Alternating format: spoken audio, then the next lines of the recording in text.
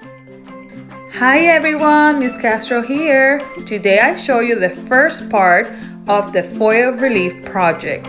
For this project you need permanent markers, glue, aluminum foil, and any type of cardboard. I decided to get a cereal box and divided it into two different projects. I'm gonna show you option 1 first. For option 1, I don't require the yarn. So I'm gonna be drawing here very simple letters with spacing that is enough for me to trace with the glue, kind of like what we did with the black glue. I'm tracing something very simple but yet beautiful, so I can have enough space also to color it with my markers. You need to take the time to trace little by little, and we're gonna borrow some of the techniques that we use on the black glue project as well. You can use a toothpick or a sharpened pencil, so when you are done tracing the glue, if you notice that some areas are a little bit thicker or thinner, you can use that tool, your sharpened pencil or your toothpick, to make sure that you distribute that glue evenly.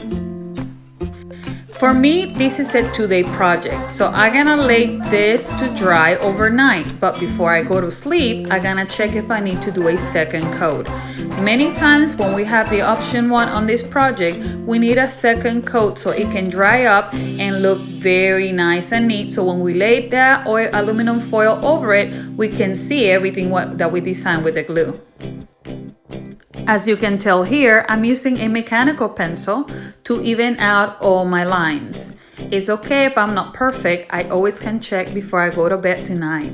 For option 2, I will be using my yarn, and I decided to do a more abstract piece. So I'm using different kinds of lines, thinking on variety, and also thinking about the color that I'm gonna be using here with my permanent markers.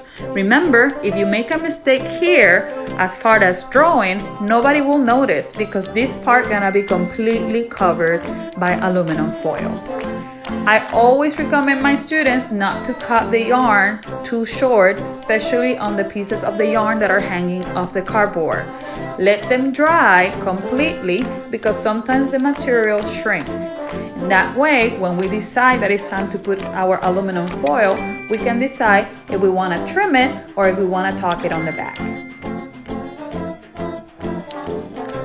This option 2, in which we use the yarn, might be the one that takes the most time to complete, but at the end for me have always been the one that gives the most relief once we place the aluminum foil over it.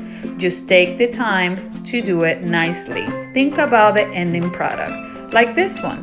The color of the yarn won't matter because the aluminum foil will be on it. Now we're gonna set our projects overnight or allow them 4 to 6 hours to fully dry.